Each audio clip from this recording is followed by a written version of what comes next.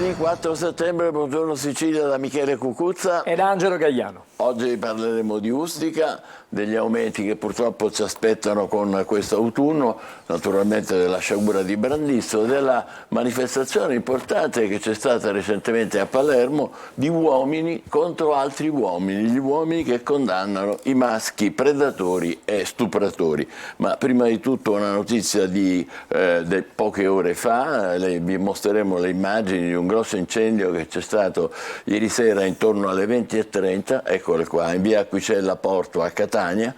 Qui siamo all'interno di un campo rom e vanno a fuoco, vedete i cumuli di spazzatura all'interno di una struttura abbandonata. Ecco in azione i vigili del fuoco di Catania, Acireale e Paternò, impegnate in lunghe operazioni di spegnimento. Per fortuna non ci sono stati feriti. Vedremo più avanti gli sviluppi di questa vicenda. Adesso passiamo a Ustica, perlomeno prima parte, poi la affronteremo magari meglio successivamente. Come sapete l'ex Presidente del Consiglio Amato ha detto che ad abbattere il DC-9 nel 1980 sono stati i francesi con un missile. Si è aperto un grandissimo dibattito dopo 43 anni, cui partecipa anche Andò, che è stato Ministro della Difesa a suo tempo, e in una nostra intervista, dopo aver lasciato intendere che è favorevole alla tesi di Amato, è stato un missile, lo dice anche oggi su Repubblica, no? Al nostro microfono, il nostro microfono dice: da Parigi io ho sempre avuto soltanto ritrosie sulla strage. Eccolo. Ustica 43 anni dopo, l'ex presidente Giuliano Amato rilancia la pista del missile francese, le sue dichiarazioni riaccendono i riflettori sul caso del DC-9 precipitato in mare il 27 giugno del 1980 con 81 persone a bordo, ancora oggi uno dei misteri risolti della storia d'Italia. Dichiarazioni che non hanno suscitato reazioni nella diplomazia francese, nel linguaggio tra stati, sottolinea Zanda, ex portavoce del presidente Cossiga, non smentire è quasi un'ammissione. Salvo Andò all'epoca era ministro della difesa del governo Amato. Se Amato ritiene che si sono aperti degli spiragli per poter avere collaborazioni che ci erano state sempre negate, ha fatto bene a percorrere questa strada. Secondo lei c'è la possibilità di segretare questi atti? Non c'è una grande tradizione dal punto di vista dei francesi in questo senso. Lei era ministro della difesa ai tempi, l'Italia si mostrò subito collaborativa in questa ricerca della verità. Ma l'Italia non aveva nulla da nascondere. Nulla da nascondere. Talvolta c'era qualcuno dei nostri ufficiali che per un malinteso senso, come dire, della riservatezza, della copertura che bisognava dare alle attività degli apparati, non collaborava così come si doveva. Lei ha riscontrato sempre dai francesi una certa ritrosia nel parlare di questo caso di Ustica? Sempre, anche quando mi trovavo a parlare con gli amici come Pierre Jox, un grande ministro della difesa, ma su questo terreno era sempre molto abbottonato. A chi serve oggi ristabilire questa verità? Serve innanzitutto a rendere giustizia alle famiglie delle vittime e serve a riabilitare anche da questo punto di vista la credibilità delle nostre strutture. Poi ci torneremo fra poco, questa intervista era del nostro Luca Ciliberti. Passiamo agli aumenti. Assoutenti ha calcolato che ci attendono nel corso del prossimo anno rincari per 1.600 euro complessivamente in tutti i settori: mutui, corredo scolastico, alimentari, carburante, bollette, ma vediamo un po' nei dettagli. Autunno pesante per le famiglie italiane e in particolare per quelle del sud e siciliane. In arrivo c'è l'ennesima stangata sui prezzi che peserà in maniera consistente sui redditi e sulla capacità di spesa. Tra bollette, alimentari, scuola, mutui, benzina e ristorazione gli italiani vanno incontro a un salasso da almeno 1.600 euro annui a famiglia. A fare i conti in tasca a tutti noi è Assoutenti, che calcola rincari in tutti i settori e li sviscera area per area. In media le famiglie italiane spenderanno 190 euro in più per gli alimentari, circa 95 euro in più per il corredo scolastico dei ragazzi, 100 euro in più per i carburanti. Ma le notizie peggiori riguardano i mutui, che da soli incideranno per oltre 1.170 euro l'anno in più rispetto alla stagione precedente. E in questo conteggio mancano ancora i rincari di luce elettrica e gas. Bisogna intervenire, il governo deve tagliare il cuneo fiscale per salvare le famiglie e deve intervenire sui prezzi, calmierando quelli dei prodotti all'interno del paniere delle necessità, secondo il presidente di Assoutenti, Furio Truzzi. A fronte di tutti i rincari fin qui paventati si riaccende poi l'allarme delle bollette. In base alle previsioni degli analisti, la luce rischia di rincarare tra il 7 e il 10% nel prossimo trimestre, pari a 16 euro in più a bolletta a famiglia, e il gas per il mese di agosto intorno al 2% ha già manifestato il suo primo rincaro. Per chi se la potrà permettere poi sarà più caro anche mangiare nei ristoranti e consumare nei bar, ma questo con l'attuale andazzo dei prezzi rischia di riguardare soltanto una minoranza degli italiani.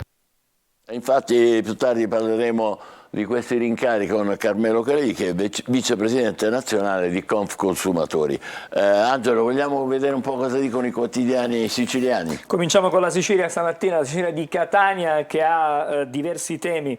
In prima pagina c'è la politica con la Meloni che sferza i suoi alleati, dice ora corriamo i nodi del governo, subito al lavoro su manovra, giustizia e presidenzialismo. Queste sono, diciamo, le linee guide tracciate dal Premier. Manovra, giustizia e presidenzialismo sono i primi dossier sui quali dovrà concentrare il lavoro il governo, e per sottolineare l'importanza la Premier, che ieri è stato ospite a Monza dove si è corsa la gara di Formula 1, ha usato una metafora sportiva: dobbiamo correre di più per fare correre questa nazione. E poi però ci sono i problemi legati al super bonus. Giorgetti attacca ingessati, dice dal 110%, giusta la tassazione degli extra profitti. Poi ancora, lo abbiamo ricordato anche nei nostri telegiornali, la commemorazione a Palermo per l'uccisione del generale Dalla Chiesa, c'è l'omaggio di Mattarella contro la mafia, uno sforzo corale. Queste le parole del capo dello Stato. Su Ustica abbiamo detto torneremo, ma in prima pagina c'è una foto piuttosto diciamo chiara che spiega in qualche modo la Sicilia, la sua teoria, il mistero degli abissi. Scrive stamattina il quotidiano di Catania, strage di Ustica, un esperto per l'appunto dell'aeronautica rivela una missione francese nei fondali del Tirreno, ma nessuno avrebbe mai avvertito. Cioè lui l'Italia. svela di avere saputo, siccome lui era incaricato da parte del governo italiano di esplorare l'area in cui era caduto il 19, svela di avere notato tracce in fondo al mare a 3.600 metri di veicoli o di mezzi che c'erano già stati, quindi presuppone che possano essere stati i francesi.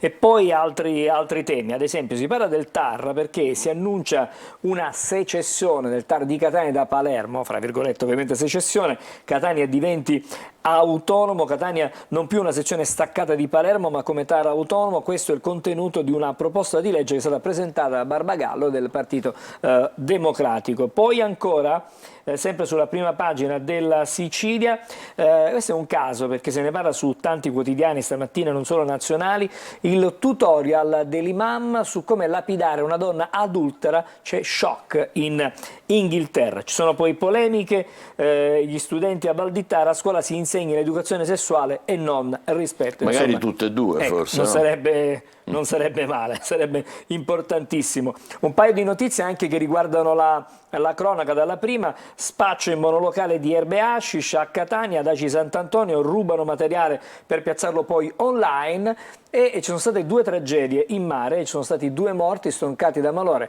a Licuti e anche a Santa Maria La Scala. Invece a Taormina ci sono le solite beghe che riguardano però, ahimè, i rifiuti. È guerra aperta, questa è la vicenda taormina. Andiamo alle pagine interne della Sicilia con Mattarella, dice a proposito della mafia uno sforzo corale. Il Presidente della Repubblica, parlando della commemorazione a Palermo, tutta la società italiana deve sentirsi coinvolta, Meloni sui social, non indietreggeremo, queste sono le sue parole. Si torna a parlare del TAR, della sezione staccata di Palermo a tribunale autonomo per quanto riguarda il tribunale amministrativo regionale. E poi la strage del treno, perché l'inchiesta va avanti nelle ultime telefonate, l'errore e la strage. L'incidente sui binari della stazione di Brandizzo, nel quale hanno perso la vita 5 operai, ricordiamo 2 siciliani, ancora lontani gli interrogatori dei 2 indagati, prosegue intanto l'inchiesta parallela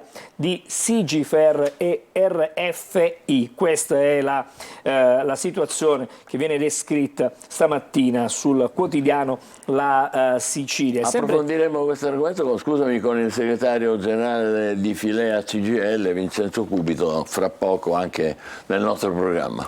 E poi si parla di Catania, dei rifiuti, della sporcizia di Catania, insomma sporca. Noi più volte abbiamo messo l'accento su questo tema con la nostra inchiesta, lotta ai rifiuti da Corso Sicilia fino a Librino. Sono cominciate delle bonifiche e interventi in 2 zone critiche, parla l'assessore Tomarchio, presto installeremo altre 30 telecamere ma i cittadini collaborino, questo è il tema. Sono stati ripulite le zone sottopasso vicine alla scuola Brancati e anche l'area in pieno centro, come vedi questa è la spazzatura che viene raccolta dagli uomini che sono stati mandati per ripulire. Qui siamo in Corso Sicilia, nel salotto buono della città, immagini dunque di una Catania che cerca in qualche modo di darsi una ripulita in tutti i sensi da questo punto di vista. Poi sul giornale di Sicilia stamattina in primissimo piano c'è l'anatema contro gli stupratori, la condanna dell'arcivescovo Lorefice per i violentatori privi di morale e schiavi di un delirio di onnipotenza virile, vicinanza alla ragazza dilaniata e trattata come carne da preda. Queste sono le sue parole molto forti, pesanti, molto belle, molto importanti. E poi abbiamo altre notizie, i dati Istat in Sicilia, record di chiamate al 1522, tante le donne assalite, non solo violentate ma assalite. Ci sono i casi, sono spesse tra le mura domestiche, nell'isola 48 ci sono case rifugio, 28 centri antiviolenza, il tema piuttosto diciamo forte. Poi ancora al comune di Palermo, gara per altre 2 strutture di sostegno a figli e genitori.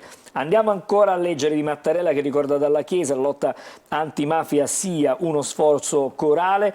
E in tema di immigrati e di migranti sono tornati in Italia in 16, sono stati espulsi perché lo erano già stati e quindi non potevano rientrare nel nostro paese. Un paio di notizie, visto che oggi è lunedì, anche sullo sport, cominciando dal Palermo, da Insigne di Francesco, i nuovi dietro il salto di qualità della squadra di Corini, poi ancora Verstappen al 10° successo di fila ieri, ha vinto il Gran Premio di Formula 1, la doppietta della Red Bull con il ferrarista Sainz che è arrivato terzo e che poi ha avuto una brutta vicenda perché a Milano è stato rapinato, pensa dell'orologio, però lui non si è dato per vinto, ha rincorso i malviventi e si è ripreso l'orologio assieme anche a delle persone che erano con lui o comunque dei passanti. A proposito della 19enne stuprata, ci torna stamattina anche il Corriere della Sera. Sto male ma vado avanti, lo devo anche a mia madre, Palermo, le parole della vittima, noi non siamo sbagliate, queste sono le sue parole. Daspo ed una stretta sui social per contrastare le baby gang, questi sono i provvedimenti anche che si pensa possono essere assunti dal governo. Poi la Gazzetta del Sud, eccola la prima pagina.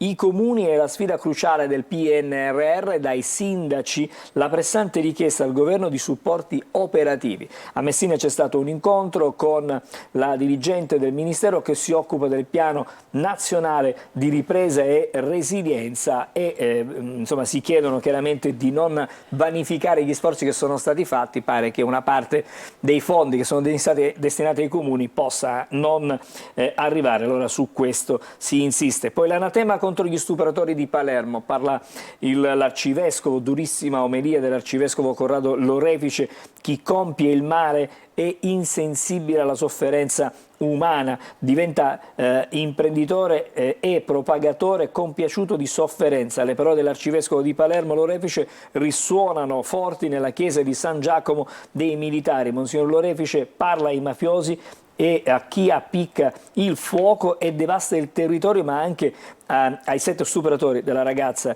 dilaniata nel corpo e nell'anima al Foro Italico. Parole forti dell'arcivescovo di Palermo. Poi una serie di notizie che riguardano ancora la nostra regione. Mattarella esalta l'esempio di Dalla Chiesa nel ricordo del generale. A Messina poi ancora la relazione del primo mandato, tanti dubbi di Basile sul ponte, sullo stretto. Messina deve ancora avere delle risposte. Sul quotidiano dello Stretto c'è anche una foto che ci fa vedere cosa è accaduto ieri durante il Gran Premio di motociclismo. Che paura per Bagnaia, è stato praticamente colpito, scavalcato, insomma, che altro scavalcato, tranciato quasi, però fortunatamente ha avuto soltanto delle contusioni forti. Sta meglio, dicono. Sta meglio, vorrebbe tornare a correre presto, ma vedremo se riuscirà già la prossima settimana. Agrigento, capitale della cultura 2025, la Valle dei Templi, la cerimonia ufficiale di investitura per la città dei Templi. Questa è la prima pagina della Gazzetta del Sud. E allora, prima di chiudere, andiamo a leggere qualcosa proprio sui dubbi sul ponte da parte del sindaco di Messina. Tanti dubbi sul ponte del pontista Basile, questo è il titolo scelto. Ribadisce di essere favorevole alla grande opera, ma evidenzia una lunga serie di questioni sulle quali la città non ha avuto risposte e chiede un coinvolgimento istituzionale nella città metropolitana. Ci fermiamo qui. Ci fermiamo qui con la rassegna stampa siciliana, fra pochissimo i giornali nazionali. State con noi, buongiorno Sicilia.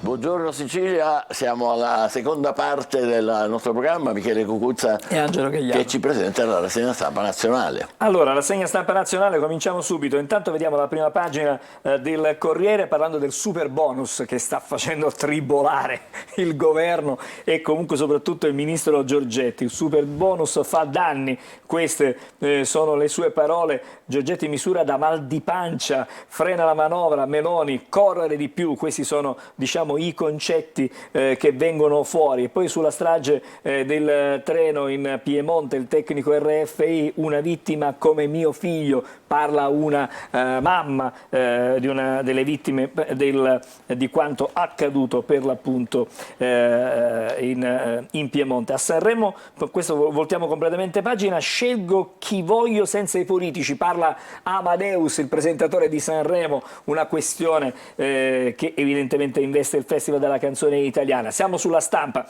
Manovra prudente, disastro super bonus. Il tema del super bonus è centrale. Incombe. Come Giorgetti, limitare le rendite, premiare chi lavora. Conte con Meloni siamo passati dalla Ferrari alla bici, perché avevano in mano, dice Conte, questo super bonus che era una Ferrari. Adesso il governo italiano è costretto ad andare in bicicletta. Poi due fotonotizie, una che riguarda la Juve che è tornata con il campionato, che ieri ha vinto in trasferta. Pecco miracolato, vedete quanto è accaduto ieri, però fortunatamente il campione del mondo della Ducati è stato, diciamo, graziato, fortuna davvero per lui. E adesso siamo invece alla Repubblica, eccolo qui, sì al salario minimo, dagli imprenditori larghi consensi alla proposta delle opposizioni, bisogna difendere le buste paghe più basse. Giorgetti, il costo del super bonus paralizza la politica economica. Conte replica, è servito per uscire da due emergenze. In Italia quindi sono dopo il reddito di cittadinanza ora tocca pure al super bonus. Lo devono eliminare. In Italia diminuiti gli stipendi, in Francia e Germania invece crescono. E poi c'è il lutto nazionale per i 5 operai, la Schlein va fatto, il governo sta valutando questa ipotesi. Poi vedi, Michele, si torna ancora sulla vicenda di Ustica, perché le parole adesso dell'ex ministro, stavolta della difesa Andò, dice chiesi a Mitterrand di Ustica, lui si irritò e non volle rispondere a parlare e andò, che abbiamo sentito poco fa nel servizio di Luca Ciliberti. L'analisi di Benedetta Tobagi dice: nessuna verità negli archivi, ripuliti fra virgolette dagli 007. La vicenda dunque con le parole intanto di Amato e poi il supporto di Andò è tornato prepotentemente, diciamo, di grande attualità. Michele, e poi anche Zanda ieri, sempre su Repubblica, l'abbiamo citato più volte, lui era portavoce di Cossiga era Presidente del Consiglio all'epoca, ha detto: quando in diplomazia non si nega è un modo elegante per confermare, però non si nega, non si dice sì è vero, non si dice niente. Allora, cosa dice Amato? Rapidissimamente, Amato dice Ustica è stata, si voleva fare la pelle a Gheddafi. I francesi, che in quel momento consideravano Gheddafi il loro nemico pubblico numero uno perché erano in guerra nel Chad, in Africa, e Gheddafi appoggiava una coalizione che i francesi consideravano ostile al governo nazionale. Quindi i francesi dovevano eliminare un avversario interno. Da soli? No, dice Amato. C'erano anche i sì dei generali americani, perché dice Amato, quando si muovono le forze per fare operazioni di questo genere, i generali americani certo non giocavano a boccette, dice così, stavano lì e non giocavano a Però boccette. Michele, questo che cosa significa? Significa che due, diciamo, dei partner della NATO facevano un'operazione NATO sui cieli italiani. Questo è il punto principale, perché non dimentichiamo che Cossiga già nel 2008, Cossiga è stato Presidente del Consiglio quando c'è stata Ustica, aveva detto sono stati i francesi, gliel'aveva detto il capo del Sismi Martini. Qual è la novità fondamentale di Amato? Amato dice un'operazione di questo genere fatta dai francesi non può essere fatta senza il consenso di tutta la NATO. Cosa fa la NATO quel giorno, il 27 giugno dell'80? Fa finta di organizzare una esercitazione militare, in realtà mette in piedi un'azione di guerra con l'obiettivo di abbattere il MiG con Gheddafi a bordo. Ma i nostri I politici... Ma appunto, bravo, la NATO può fare un'operazione di guerra senza che la politica sia d'accordo? Questa è la grande domanda che pone Amato e la pone ai politici anche oggi, e lui risponde delle due l'una: o c'è una complicità gravissima da parte della nostra politica di allora, naturalmente siamo nell'80, oppure abbiamo la conferma di una perdita gravissima della nostra, come dire, sovranità. Sì, sovranità nazionale, cioè quanto contiamo se addirittura si può fare un'operazione di guerra senza che i nostri ne sappiano niente. Dopodiché c'è il silenzio dei militari, dei generali, che è durato anni. Ecco perché, questo lo diceva anche Andò poco fa, per un malinteso senso di riservatezza che sempre devono avere quei corpi. Ora, io che ho scritto con l'avvocato Osnato questo libro l'anno scorso, Guarda cos'è, Osnato rappresenta le parti civili di quasi tutti i poveri morti di Ustica e ha vinto una serie di sentenze civili con i risarcimenti, ottenendo così, e i giudici nelle sentenze civili hanno scritto il 19 potrebbe essere stato colpito da un missile o da un caccia militare per errore durante una battaglia aerea, e sempre in sede civile sono stati condannati i ministeri della difesa e dei trasporti italiani perché non avrebbero agito con la dovuta sorveglianza e controllo per 1. prevenire la sciagura, 2. per aver impedito il raggiungimento della verità, depistando e distruggendo prove. Sono affermazioni molto severe, sono sentenze della magistratura italiana civili, e fa notare all'avvocato Osnato, che ha scritto con me questo libro, a tali giudicati civili, si chiamano così, le sentenze civili, i ministeri hanno prestato acquiescenza, cioè accettando l'addebito di responsabilità. Questa è la responsabilità delle nostre autorità aerea, civile e militare. Però stamattina, come abbiamo visto prima, anche la Sicilia torna su Ustica. Parlando dei francesi, c'è questo esperto che dice il recupero dei resti del velivolo affidato ad una opaca società transalpina e sospettavo che qualcuno di loro fosse già intervenuto. Questo esperto Leonardo Lecce dice una cosa importantissima: loro sono incaricati dal governo italiano di, prima di tutto, sorvegliare, poi di andare a recuperare. Quando guardano a 3600 metri sotto l'acqua vedono una serie di tracce sul fondo, ma lì non ci sono correnti, non è che ci sono, non c'è, quindi tracce di che? E tracce di probabilmente mezzi anfibi militari, mezzi. E non solo, aggiunge una cosa molto importante, che è la conferma di quello che ti dicevo. Il giudice Priore, che è stato il primo nel 1999 a parlare di azione di guerra, quindi Ustica era praticamente tutto chiaro, e manca soltanto chi è che ha tirato il grilletto, ma Priore nel 1999 ha parlato di azione di guerra, Cossiga nel 2008 ha detto che sono stati i francesi, Amato ripete queste cose. Bene, il giudice Priore a un certo punto deve fare le indagini sui tracciati radar, va a bussare alla porta della NATO, al quartier generale della NATO, chiede i tracciati radar di Marsala, no di New York, di Marsala, che è praticamente qua dietro, no? Per capire che cosa è successo a Ustica. E alla richiesta l'Alleanza Atlantica risponde negativamente. La NATO dice: non ti do i tracciati radar, caro giudice. Questa è la conferma di quanto ti dicevo prima, del fatto che questa operazione di guerra è un'operazione di guerra decisa dalla NATO. E sempre la Sicilia dice che la soffiata a Gheddafi non fu fatta da Craxi, ma dai servizi segreti. Questo è un altro tema controverso, perché Amato dice è stato Craxi ad avvisare Gheddafi. Infatti Gheddafi si è salvato la pelle.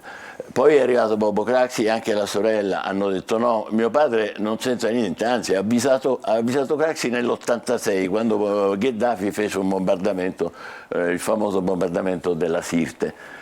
Adesso invece si dice sono stati i servizi. In ogni caso diciamo una componente italiana ha informato Gheddafi. Certo, un politico non può affermare sono stato io, perché sennò sarebbe tradimento, questo è chiaro. Insomma, la questione ancora non è chiusa completamente. Non è chiusa completamente, ma non è vero che Ustica sia un mistero. Quasi tutto è definito: azione di guerra, missile tirato da francesi, è stato detto. Non sappiamo ovviamente se da parte francese che non ci dicano è stato questo caccia, è stato quest'altro caccia, eravamo lì, facevamo lì, queste cose non ci sono. Ma lo scenario che si sia organizzato in tempo di pace, voi immaginate che state viaggiando da Catania verso Roma, improvvisamente vi vedete circondati da 14-15 caccia militari che stanno facendo non un'esercitazione, un'azione di guerra. È successo questo a Ustica. Certamente ci torneremo, avremo modo ancora di tornare su questo tema.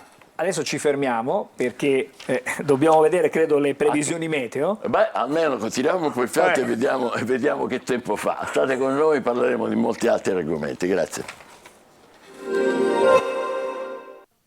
Un saluto e bentrovati da Clara Ventura di Trebi Meteo, giornata di lunedì che vedrà l'alta pressione su tutto il nostro territorio.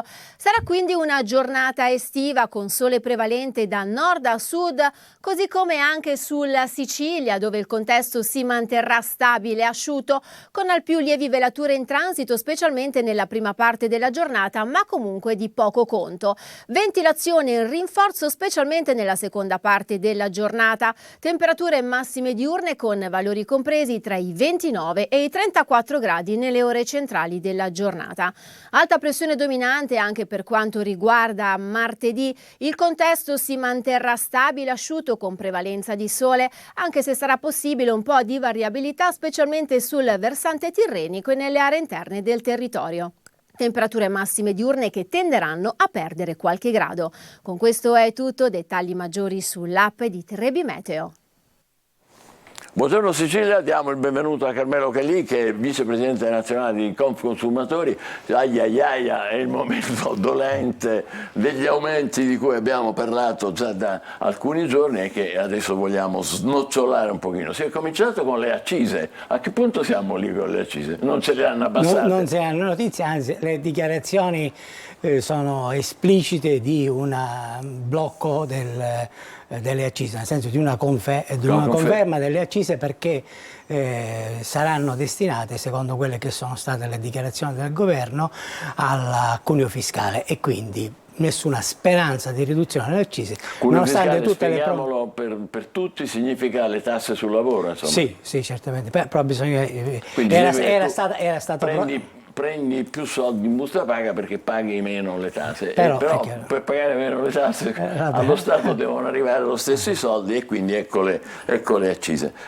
Questo spiega i carburanti. Poi abbiamo però le bollette, luce e gas. Sì, luce e gas ancora una volta si registrano degli aumenti e qui il consiglio che si può dare ai consumatori è di leggere attentamente le bollette, perché molte volte il consumatore si preoccupa giustamente di pagare, ma non si preoccupa di verificare la legittimità degli addebiti. Molte volte l'esperienza ci insegna che le bollette portano con sé illegittimi addebiti, quindi attenzione. E quindi cosa posso fare io che ricevo la bolletta? Allora, leggere attentamente, se non è tanto facile molte volte, non perché c'è un limite del consumatore, perché la stessa bolletta non è tanto chiara e trasparente, quindi magari farsi aiutare, noi diamo anche questo servizio come associazione di consumatori, e capire se vi sono degli allegati. Un'altra questione sempre sulle bollette è quella proprio che di questi giorni l'Antitrust ha sanzionato 2 aziende che l'anno scorso avevano applicato delle variazioni unilaterali dei contratti, facendo credere al risparmiatore, all'utente, al consumatore utente, che era obbligato ad accettare quella modifica unilaterale e quindi questo significava dei costi e invece il consumatore non era per nulla obbligato ad accettarlo, e che infatti adesso proprio in questi giorni c'è stato il provvedimento sanzionatorio dell'Antitrust. Lei che è un esperto, come mai, ne abbiamo parlato più volte con Angelo qui, ma se l'inflazione è scesa al 5,9, è altissima perché 5,9 vuol dire tanto, però invece il carrello della spesa a luglio è rimasto doppio, cioè 10,4, 5,9 l'inflazione, la spesa 10,4. Com'è possibile? Ma questo vorremmo capirlo anche noi, perché la cosa che noi temiamo è che questo trend, chiamiamolo così, possa continuare, perché anche per quello che si prevede c'è la possibilità che questa situazione possa continuare e quindi che il carrello della spesa possa aumentare, soprattutto su quelli che sono i beni di prima necessità, soprattutto gli alimentari ad esempio, e sono quei beni essenziali che il consumatore appunto acquista perché non ne può fare a meno, e quindi da questo punto di vista, tra l'altro, anche lo stesso tentativo che è stato fatto dal governo ai primi di agosto di trovare un accordo con le aziende distributrici di fatto è naufragato. Adesso si sono aggiornati al 10 settembre, però per quello che pare, per tutta una serie di difficoltà formalmente tecniche da parte delle aziende, nessuna possibilità di controllare il carrello della spesa e via, e quindi questo significa liberi tutti, purtroppo per i consumatori. Torniamo per un attimo alle bollette. Quali sono le vostre? Lei è un dirigente di Consumatori, insomma, le organizzazioni che ci rappresentano, non l'unica, ce ne sono tante altre, ma noi spesso vi ospitiamo. Ecco, che cosa proponete voi? Che cosa si potrebbe fare? Ma sulle bollette innanzitutto la prima cosa, ripeto, è quella di, come dicevo prima, di controllare che non ci siano addebiti illegittimi, perché molte volte vi sono un sacco di addebiti illegittimi, per esempio letture emesse su consumi reali, consumi stimati, cioè, quindi cose che fanno impazzire i consumatori. Poi certamente da questo punto di vista dobbiamo tenere conto di quello che è alle porte, e cioè che per i consumatori domestici, chiamiamolo così, a partire dal 1 gennaio 2024 verrà meno il cosiddetto mercato tutelato, che è quello che va a determinare la bolletta sulla base di quelli che sono i prezzi dell'autorità per l'energia. Dal gennaio dovrebbe partire quindi anche per i consumatori domestici il mercato libero. Il mercato libero formalmente dovrebbe dare più opportunità ai consumatori, perché dovrebbe mettere in moto una concorrenza tra le aziende ad abbassare i prezzi. L'esperienza del mercato libero, perché in questo momento è già in atto per le microimprese e le piccole imprese, invece ha dimostrato come le imprese, piuttosto che farsi la concorrenza a ribasso, si fanno la concorrenza a rialzo. Quindi siamo sempre punto da capo, bisognerebbe anche da questo punto di vista valutare eventuali esposti all'antitrust per fermare queste prassi che molte volte portano a una lievitazione. Il governo ha ridotto l'IVA sulle... Ancora no, per quello che se non ero non c'è ancora. SEPA è una delle proposte che è stata poi fatta. l'altra nota dolente sono le benzine, i carburanti, e lì? E lì purtroppo si è visto che questi provvedimenti che sono stati adottati non hanno raggiunto l'obiettivo, che è quello di abbassare il prezzo. A mio avviso servono ulteriori interventi che certamente devono essere finalizzati a garantire un abbassamento del prezzo. Noi ci rendiamo conto benissimo, appunto, le accise non si possono togliere, anche se era stato promesso che sarebbero state tolte. Allora, ci sono dei problemi di finanza pubblica, va bene, ok, però rendiamoci conto che il problema sussiste. Allora, o si dice che si è incapace di risolverlo e non lo risolve e i consumatori si lasciano, oppure è inutile creare inutili attese con provvedimenti, perché attenzione, anche durante il precedente governo erano stati fatti degli interventi che erano quelli di uno sconto sulle accise che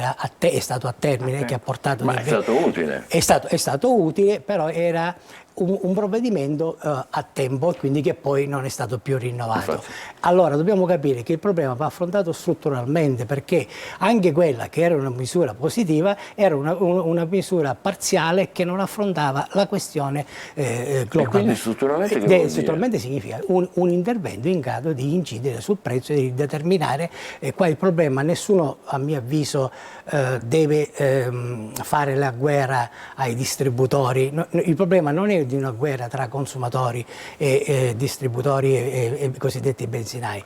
Il problema è di capire il rapporto, ad esempio, tra chi fornisce le grosse aziende che forniscono i benzinai, i consumatori. Ecco, su questo dove viene, se posso usare questo termine, la speculazione o il rincaro poco bisognerebbe giustificato. cominciare a parlare dei contratti che intercorrono tra le aziende petrolifere e il singolo distributore di via tal dei tali. Molte volte si tratta di contratti capestro, e quindi ora qua sarò l'ultimo a difendere, però dico io devo difendere i consumatori, però poi molte volte questo a cascata va a incidere sul consumatore finale, perché quando poi il distributore è costretto a pagare e a stipulare contratti capestro, è chiaro che poi lo hanno riconosciuto tutti, che certamente i margini di guadagno sono minimi dei distributori, quindi a questo punto il problema va affrontato a monte, e certamente non possiamo sentirci dire, come è accaduto in questi giorni dal responsabile di Nomisma, che il problema è che gli italiani vanno troppo forti in macchina e devono rallentare la velocità. Questo è quantomeno ridicolo che venga detto pubblicamente dal rappresentante di Nomisma, che il problema sia questo. La cosa che mi viene in mente è che c'è un parallelismo in qualche modo tra quanto avviene tra le grandi aziende, le multinazionali che distribuiscono petrolio, le materie, diciamo, i carburanti, no? Che raffinano i carburanti, e anche con il gas, no? Perché noi abbiamo la quotazione alla borsa per il gas di Amsterdam, che poi incide a cascata, perché oggi costa 20, domani costerà 45, e se c'è uno sciopero diventa 50.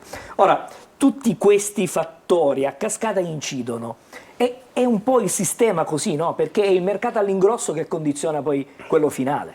Ma diciamo, condiziona quello finale chi detta le regole.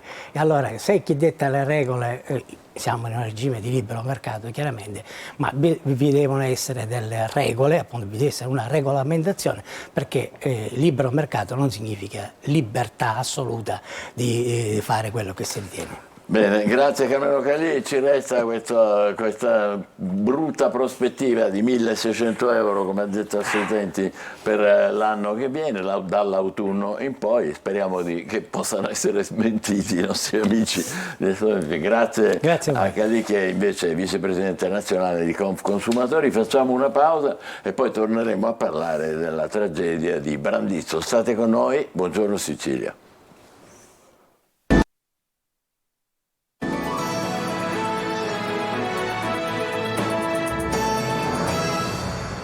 Eccoci qua, buongiorno Sicilia, diamo il benvenuto a Vincenzo Cubito, che è il segretario generale Filea CGIL Catania. Vogliamo parlare della sciagura di Brandizzo, tornare a parlare. Sapete che c'è un'indagine alla magistratura di Ivrea, ma il ministro Salvini ha già preannunciato una inchiesta del suo Ministero delle Infrastrutture. 5 operai travolti sulla Milano-Torino, 2 di loro erano siciliani. Giuseppe Saverio Lombardo, originario di Marsala, aveva 53 anni, Kevin Laganà, originario di Messina, soltanto 22 anni. È un oltraggio alla convivenza, morire di lavoro, ha detto il Presidente della Repubblica Mattarella.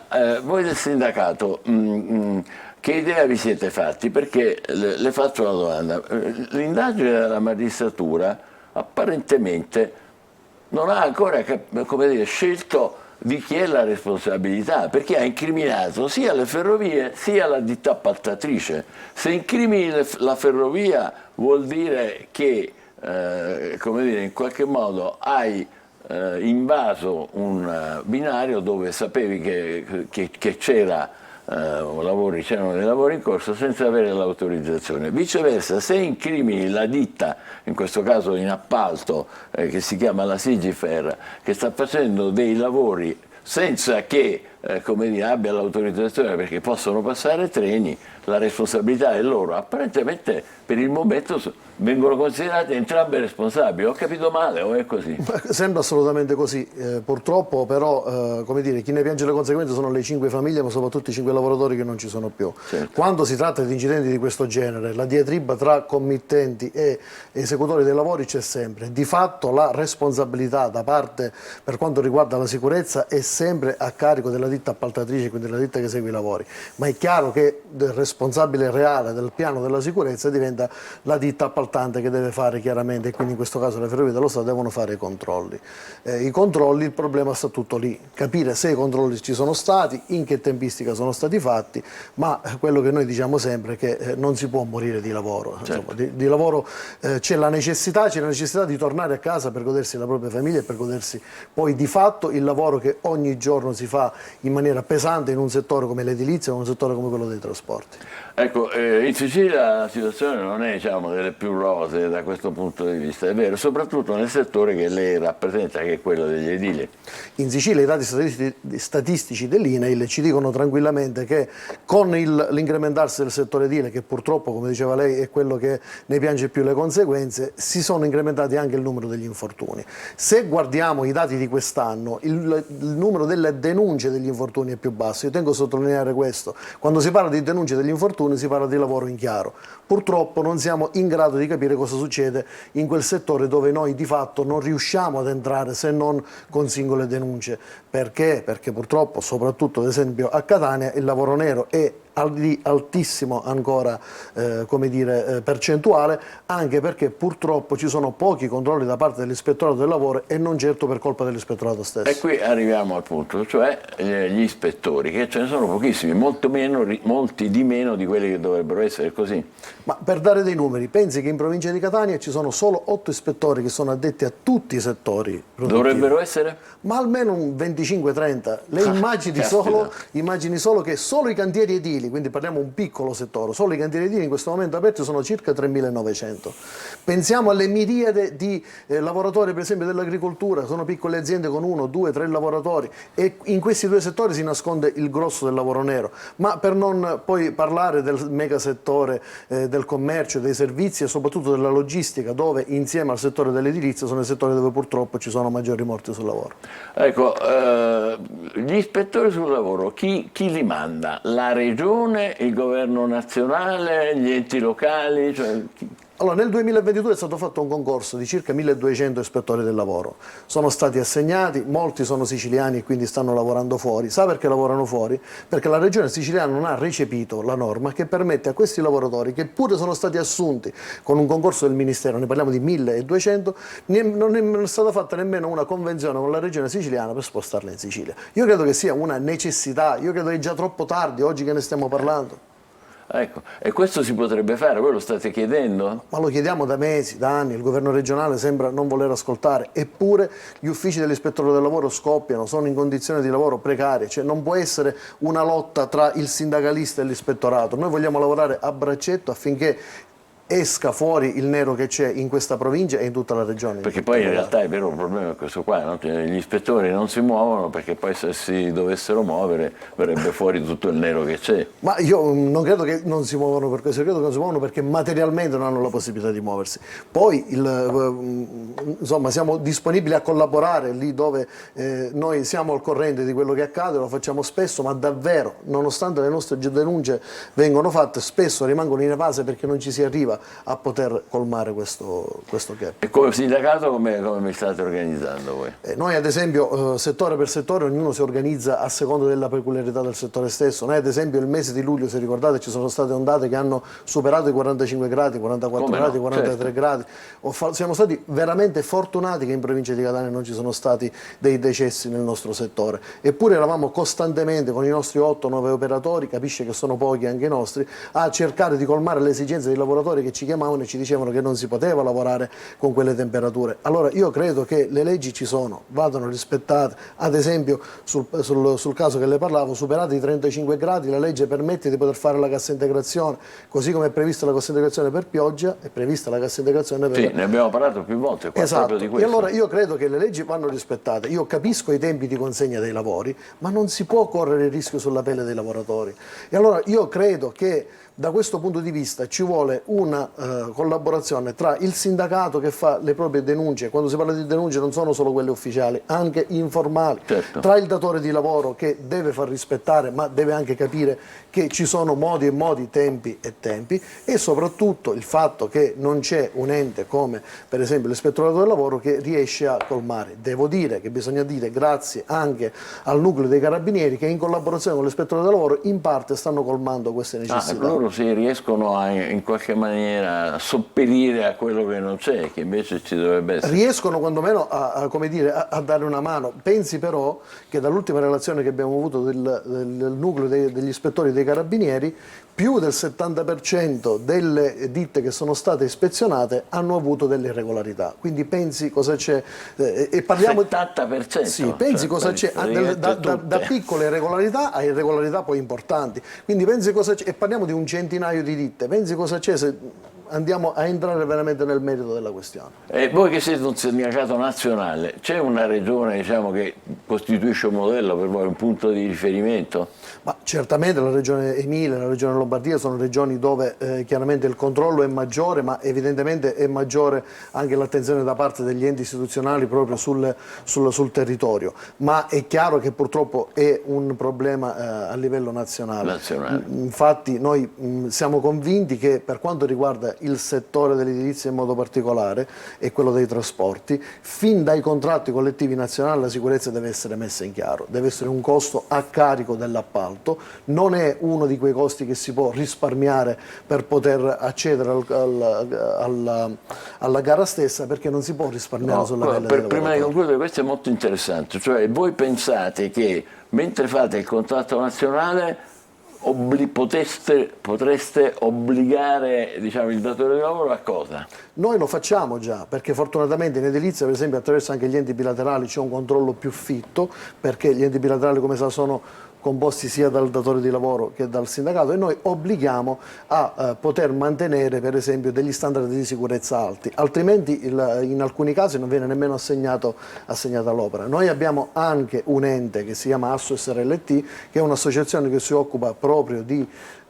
sicurezza sul lavoro e che viene gestita, diciamo, dai 3 sindacati confederali in questo caso, e che di fatto poi viene remunerata, pagata con i soldi proprio della cassa edile, cioè con i soldi dei datori di lavoro che li versano, proprio per dire non è un costo che può essere a carico dei lavoratori. Questo potrebbe essere, come dire, una fase tampone o una situazione tampone rispetto a quella al lavoro degli ispettori del lavoro vero e proprio. Sono due lavori diversi, perché non abbiamo chiaramente la possibilità di poter sanzionare, però abbiamo la possibilità di poter dire alle ditte serie, perché ce ne sono tantissime fortunatamente, come poter agire, ma poter dire anche alle ditte meno serie che non sono in condizione di poter lavorare in questa è la strada, diciamo, per il momento più vicina, in attesa, come dire, di arrivare alla strada maestra. Grazie a Vincenzo Cubito, segretario generale di Filea CGIL. Facciamo una breve pausa e poi parleremo di lotta alla violenza sessuale fatta finalmente da noi uomini, non soltanto dalle donne, finalmente anche noi uomini ci mobilitiamo. State con noi, buongiorno Sicilia, grazie ancora. Grazie a voi.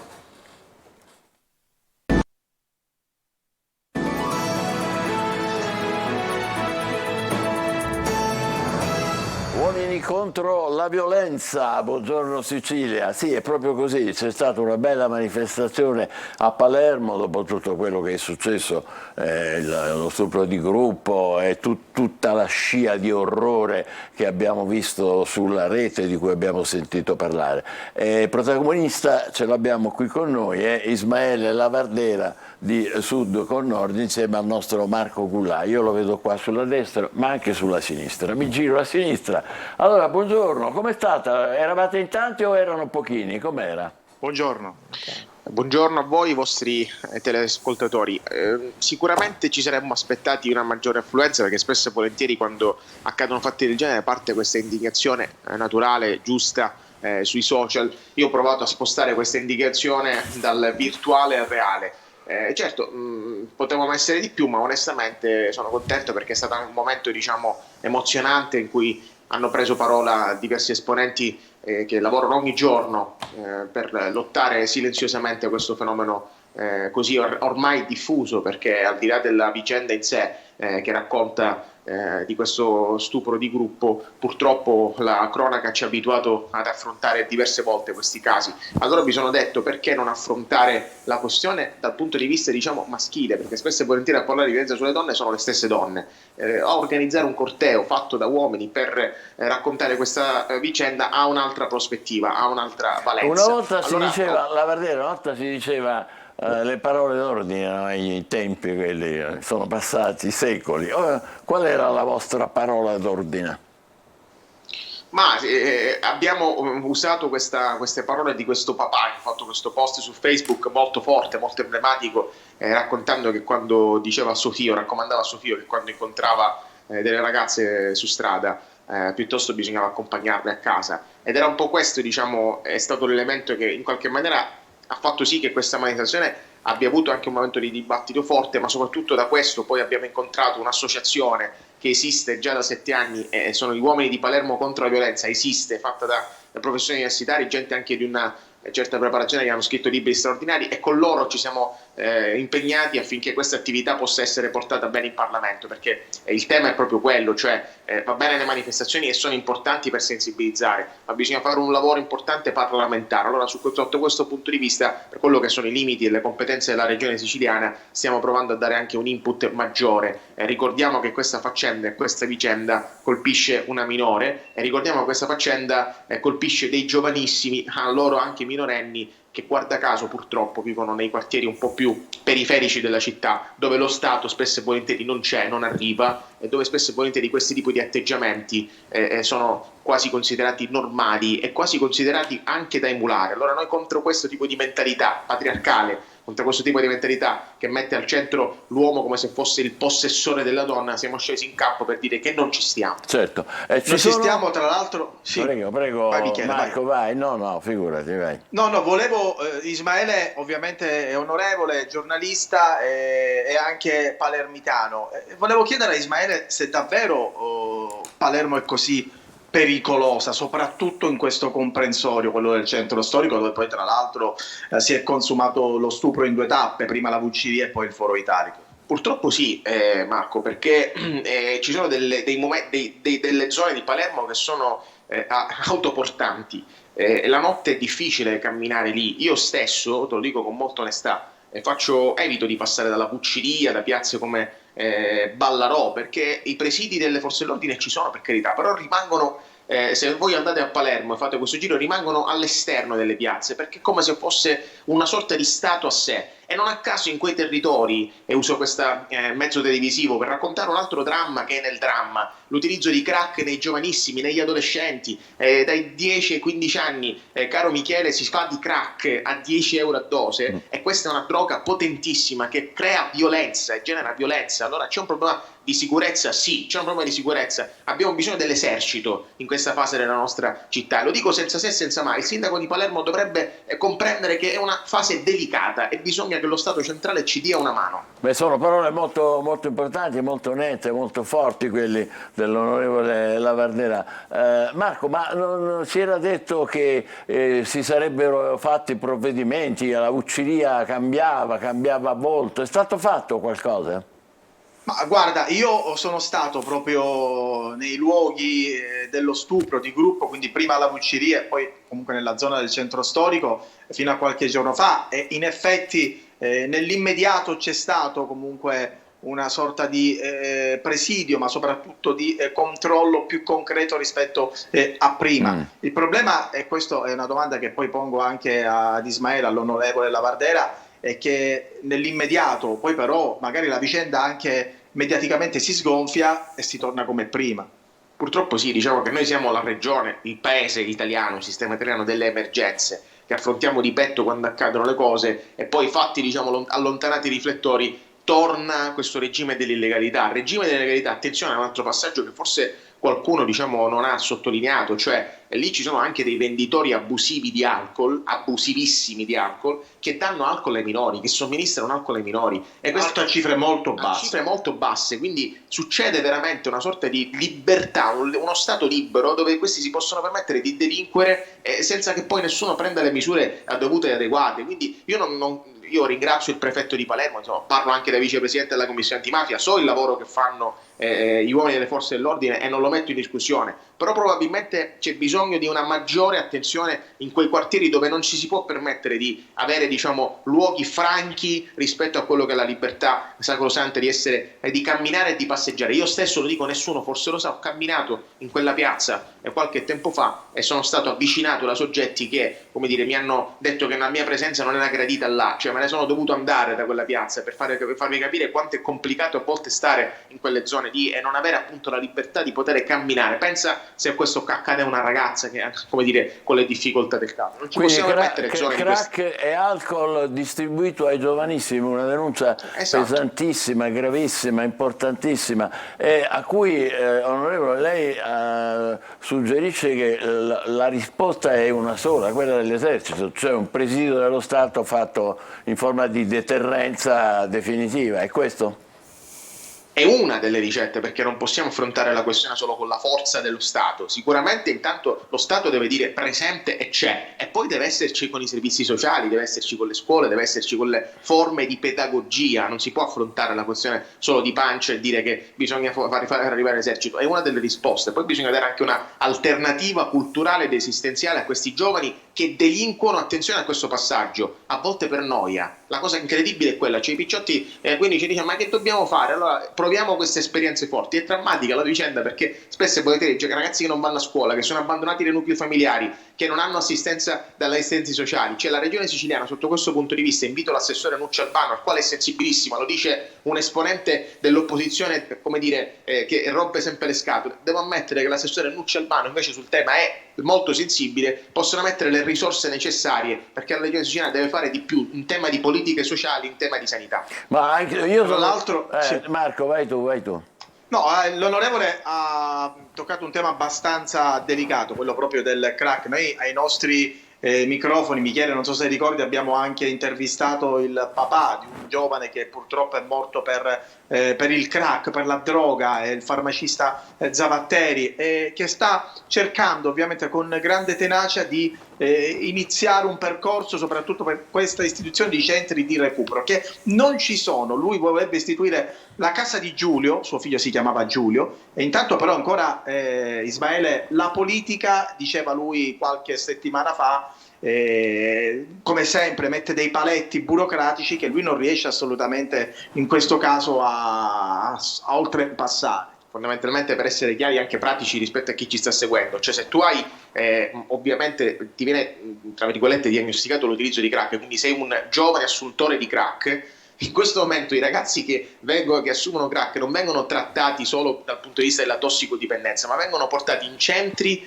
in cui si cura la parte psichica, quindi la parte psichiatrica, quindi si trovano questi giovanissimi che non hanno dei centri a loro dedicati e che vengono diciamo aiutati nel modo sbagliato, perché non è una vicenda soltanto patologica psichiatrica, è una vicenda dal punto di vista diciamo di tossicodipendenza da affrontare. Noi, chi vi sta parlando è anche presidente dell'intergruppo contro le droghe, grazie al papà di Giulio abbiamo portato un disegno di legge presentato all'Asse da 16 deputati di tutte le forze, maggioranza e opposizione insieme, per cercare di affrontare dal punto di vista economico il problema, cioè dare delle risorse affinché possano esserci, ad esempio il camper a Palermo è partito e bisogna riconoscere anche all'assessore Pennino il lavoro che sta facendo, questo camper in giro per i quartieri importanti Ballarò per dare una mano a chi utilizza il crack, che è la nuova eroina, mentre ai tempi ancora più pericolosa, perché l'eroina aveva come dire un impatto forte, importante e immediato sulla persona. Il crack ha un impatto negli anni devastante, cioè crea dei zombie veri e propri che hanno dei danni cerebrali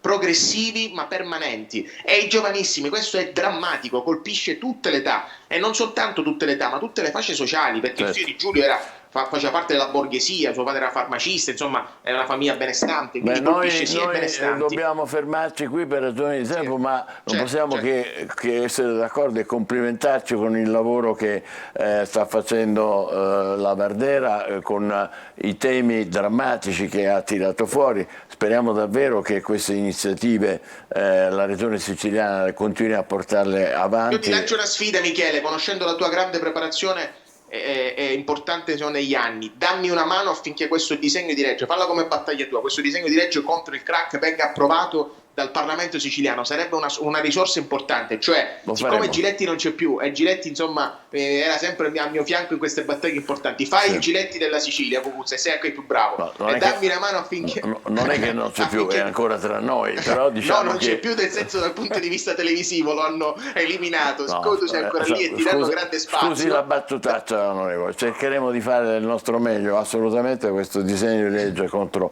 le droghe a livello siciliano. Ci fermiamo. Un saluto a Giletti. Buon lavoro, grazie anche al nostro Marco Gullà.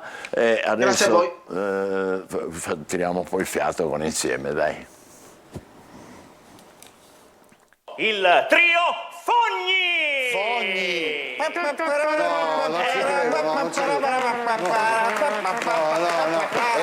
è una vergogna. No, c'è da dire, sono venuti in aereo, hanno sbarrito i bagagli e dentro c'erano le basi, se no adesso... Volevo soltanto dire che questi signori in tre fanno 250 anni e fanno i cretini. Dettagli, un applauso ai fratelli Fogni! Questi sono mogli e figli a casa che guardano la televisione. Vi siamo vicini. Devono mangiare anche loro. Allora, ognuno di loro ha una caratteristica. Allora, abbiamo il rumorista, lui fa un sacco di rumori, anche di odori, però stasera in televisione vi farà sentire i rumori, a me anche gli odori adesso. Vabbè, grazie. Poi abbiamo il Mimo. E lui? Mimo? Sì. Con quella faccia, certo. Che c'ha? Le nacchere. Sono rimaste in mano le nacchere. E poi lui sarà il gran finale, un fantasista veramente sopraffino. Gli mancano 4 mesi e poi se ne va in pensione. Allora, signori, iniziamo subito con... Che sta facendo? Non ci sono le palle. Mannaggia. I fratelli Fogni. Fogni. E poi dice che il vaccino non aveva controindicazioni. Allora... Signori, allora io veramente non so più nella pelle. Allora, lui fa questi rumori qui. Allora, è specializzato nel telecomando che inserisce l'allarme alla vostra automobile. Non ho capito, Tutti quanti hanno un telecomando con la macchina che inserisce. Ecco, lui fa il rumore del telecomando. Ma non servono le parole, a volte neanche guardarli. Sentite. Signori! Questo è. Quanti anni ha? Ma quanti anni ha? Posso avere l'età di ognuno di loro? Per favore. Conosco Allora, le mogli. Io lascia conosco le stare, mogli. hanno sbagliato pure, ma 18, 21 e 68. Sì. Sono gemelli. Poi abbiamo il mimo, guarda che sta fremendo. Lui farà un classico per stasera, come in 3, farà un classico che è quella del muro. Ma ti dico, lo fa con una dovizia di particolari. Lui ha dato già al comune a questi permessi. Per fare il muro? Ha chiesto la scia. Adesso, sì, Certo. lo fa col 110%. Ve lo dico subito, quindi andiamo anche a super risparmiare. no. Allora, guardate, approfitta. è una cosa incredibile. Ora si sta rimboccando le maniche perché comincia a aprire il cantiere? Esatto. Una cosa veloce perché è... Dove va? Sì, un attimo, e questa è la sua sorpresa, che è la carriola. Ma proprio cominciamo da... Iniziamo dall'inizio, sì. proprio. Ecco qua. Occhio. Comunque beccare in un solo facciamolo colpo. lavorare. Intanto lui è il gran finale. Però quando tu inserisci l'allarme, no, alla macchina, che succede? Che poi arriva uno magari con una faccia brutta, che so, un malintenzionato, e vuole rubarla. E che succede? Che suona l'allarme. E come fa l'allarme?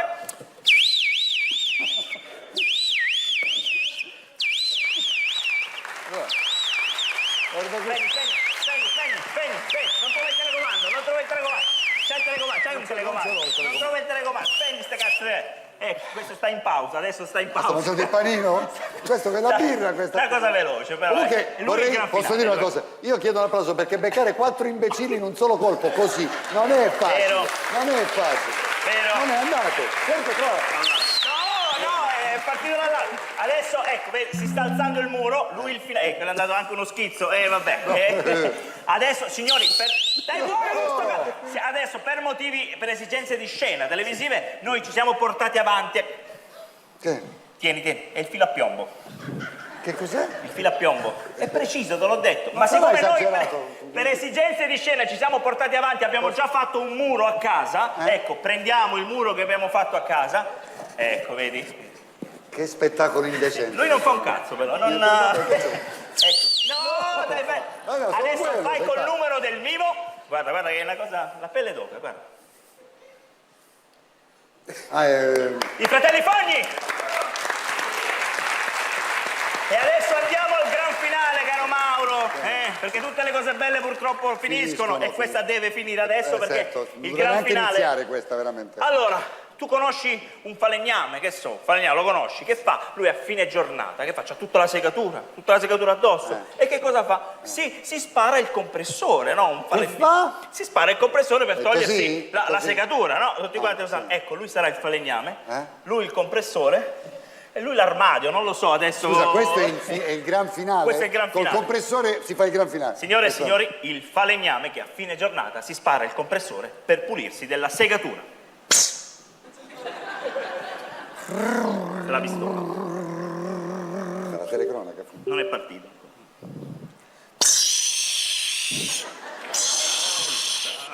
Scappata la pistola. Guarda.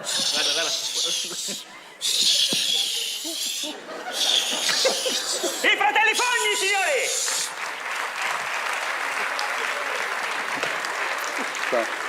Abbracciatevi le vostre famiglie, veramente, da parte nostra. In piedi no! I fratelli Fogni! Andiamo da questa parte, perché lui lo so, Vincenzo Albano lo so, ma la ricotta mi dispiace. Andate via, i fratelli. Grazie signori, grazie, questi non me li paghi, non me li paghi. No, tu me la paghi, ma me la paghi cara. Fantastici, stasera alle 23 potremo continuare a ridere con loro. Una notiziola? Sì, c'è una notizia che riguarda le vacanze d'autunno, Michele, perché pare che ci sia il boom di partenza a settembre. Dov'è? Voli e hotel, adesso ce lo fanno vedere sicuramente, sconti fino al 70%. Eccola qui, rispetto ad agosto in Sardegna prezzi giù dal 35 al 50%, in Sicilia si va fino al 60%. Che bello! Il settore spera adesso in recupero dopo il flop del mese scorso. A Roma c'è l'effetto Ryder Cup. Queste sono le ultime sulla. Vabbè, ragazzi, non ci resta che sperare le vacanze di, come si chiamano? D'autunno. D'autunno, vacanze d'autunno. Vabbè, vacanze d'autunno. Oh, e adesso invece per quanto riguarda l'immediato non ci resta che chiamare Marco Amato. Marco, buon caffè, buona giornata. Buona giornata a voi, buon inizio settimana. Oggi Grazie. è un giorno molto speciale. Sì. Allora, proprio oggi Venere riprende dopo 2 mesi il suo moto diretto. Non è più retrograda, quindi amore per tutti. Un'ottima notizia, anche se Giove di contro si fermerà, e questo crea dei meccanismi un po' particolari, meccanismo che mi fa pensare moltissimo ad un happening molto interessante che sta succedendo contemporaneamente, che è quello del Festival di Venezia. Il Sole è nel segno della Vergine e questa kermesse cinematografica parte proprio con l'auspicio di essere un catalogo, una revisione. La Vergine è il segno di simboli e anche di tutta una serie di analisi metodiche e compiute. Ci si aspetta un criticismo veramente interessante, ma i personaggi quest'anno sono una carrellata di personaggi fantastici. Abbiamo sul red carpet una bellezza immane da parte delle signore, ma soprattutto la qualità cinematografica nasce proprio sotto gli auspici del segno del criticismo. Importantissime infatti sono state le 2 querelle che mi hanno molto affascinato. Quella sui doppiatori, vi ricordo che l'Italia è il paese più bravo al mondo a doppiare i film. Sì. Assolutamente, la nostra scuola di doppiaggio è unica, ce la invidiano tutto il mondo. Andiamo dai cinema hollywoodiani ma anche ai cartoni animati giapponesi. Ebbene, ci si chiede dunque in maniera critica se questa arte sia un retaggio del passato oramai desueto, oppure invece un'arte tutta italiana, unica e sola nel suo genere. Vorrei ricordare uno dei più grandi doppiatori italiani, che è Ferruccio Amendola, che ha dato la voce a tanti personaggi hollywoodiani che rimarranno sempre in quella vibrazione nel nostro cuore. Mi piace Pannofino tantissimo.